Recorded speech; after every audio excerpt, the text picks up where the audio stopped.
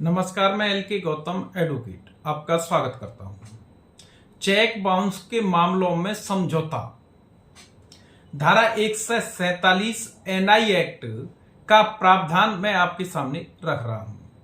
इस अधिनियम के अधीन प्रत्येक अपराध समनीय है, यानी कंपाउंडेबल है, समझौता किया जा सकता है, परंतु ये प्रावधान स्पष्ट नहीं करता है कि समझौता किसके आवेदन पर होगा। समझौता के लिए कोर्ट की अनुमति होगी अथवा नहीं होगी। क्या कंप्लेनेंट इस समझौते के लिए एप्लीकेशन देगा? इस तरह के प्रावधान यानी बातें धारा 147 स्पष्ट नहीं करती है।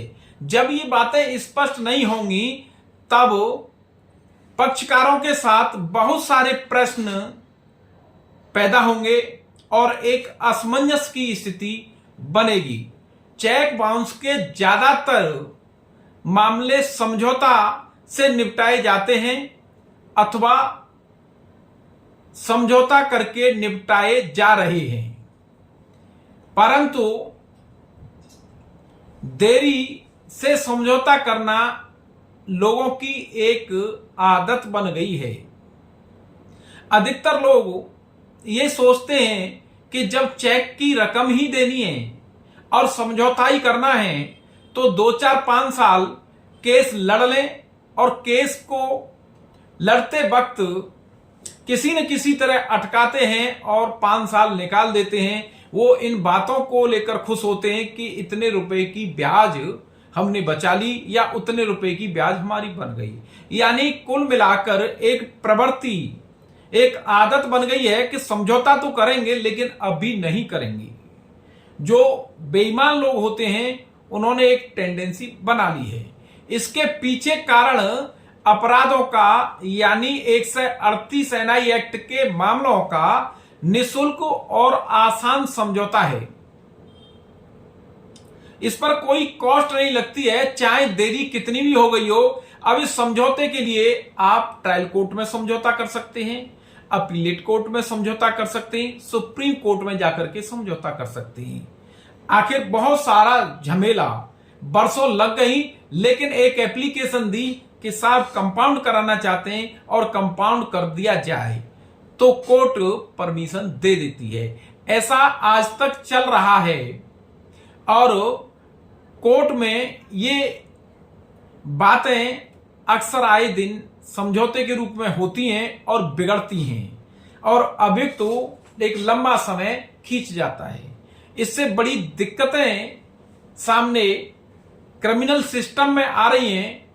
ये बातें चेक जारी करने वाले लोगों को बरसों तक मामले को निपटाने में देरी करने को प्रोत्साहित करती हैं और न्याय प्रणाली पर एक बोझ डालती हैं, जुडिशियल सिस्टम पर एक बोझ डालती हैं और इसके साथ साथ जो कंप्लेनेंट है उसे भी न्याय से वंचित करती हैं।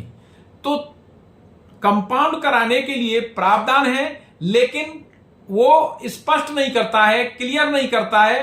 तो बहुत सारी चीजें जब इस तरीके से कोर्ट के सामने आती हैं और उनका मिसयूज कोई पक्षकार यानी अभियुक्त करता है तो न्यायालय के सामने ये संज्ञान में आई। इसलिए दामोदर एस प्रभु बराम, शहीद बाबालाल एच, क्रिमिनल अपील संख्या 963/10 सुप्रीम कोर्ट के मामले में दिशा निर्देश दिए गए। तय किया गया कि इस पर प्रतिबंध लगाया जाए और न्यायालय की अनुमति से ही ऐसे मामलों में समझौता कराया जाए। क्योंकि कभी भी कोई भी व्यक्ति आता है और आवेदन देता है कि समझौता कराने की अनुमति यानी कंपाउंड करने की अनुमति दे दी जाए, ऐसी स्थिति में दिशा निर्देश देते हुए माननीय सुप्रीम कोर्ट द्वारा उनका स्तर वर्णित किया गया कि किस स्तर पर कंपाउंड कराया जा सकता है।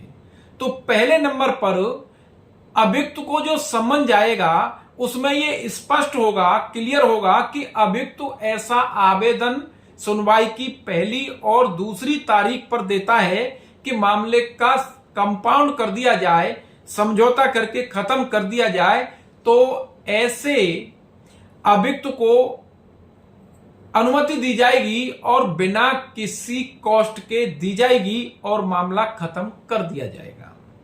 नंबर 2, इस तरह से यानी पहले नंबर में बताए अनुसार अगर एप्लीकेशन नहीं देता है और वो एप्लीकेशन बाद में यानी ट्रायल शुरू होने के बाद तीसरी चौथी सुनवाई में या ट्रायल कोर्ट के सामने बाद में बहुत देरी के बाद एप्लीकेशन देता है, तब अदालत इस शर्त के साथ कंपाउंड करने की अनुमति दे सकती है कि अभियुक्त 10% चेक अमाउंट का कॉस्ट के रूप में जमा कराई।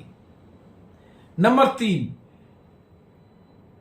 अभियुक्त निर्णय के बाद यानी session court, high court, revision में या अपील में इस तरह का आवेदन देता है कि मामला कंपाउंड कर दिया जाए, तो ये कॉस्ट जो है 15% चेक राशि का यहां तक बढ़ाई जा सकती है और उसी के आधार पर 15% जमा करने की शर्त पर ही पूरे मामले को कंपाउंड करने की अनुमति दी जाएगी। हाईकोर्ट के बाद अंतिम रूप से मामला सुप्रीम कोर्ट पहुंचता है और कोई मामला समझौता नहीं हुआ निचली अदालतों में, तब सुप्रीम कोर्ट के सामने अगर प्रार्थना पत्र दिया जाता है कि मामले को कंपाउंड कर दिया जाए, तब ये कॉस्ट जो है 20% तक बढ़ जाएगी। यानी चेक अमाउंट का 20% आपको कॉस्ट के रूप में देना पड़ेगा, जो विधिक सेवा प्राधिकरण के पास जमा होगा या अन्य अथॉरिटी को जमा होगा, जैसा न्यायालय आदेश करता है। इस तरीके से दिशा निर्देश दिए गए। अब आपको खुला नहीं छोड़ा गया है कि आप जब चाहें तब कंपाउंड कराने के लिए एप्लीकेशन दे दें, मन मर्जी से दें, यानी आप देरी करते हैं तो इसका खामियाजा आपको भुगतना पड़ेगा। और इसके पीछे दिशा निर्देश देने के पीछे समझौते को जल्दी से जल्दी करना और पहली और दूसरी सुनवाई में करना तो बिना कॉस्ट के किया जा सकता है। तो उद्देश्य यही है कि न्याय प्रक्रिया का कोई व्यक्ति दुरुपयोग न करे और उसे स्तर में बांटा गया है किस किस स्तर पर आपको इसकी कीमत चुकानी पड़ेगी। प्लीज धारा 147 के संबंध में आप कमेंट अवश्य करें। बहुत बहुत धन्यवाद।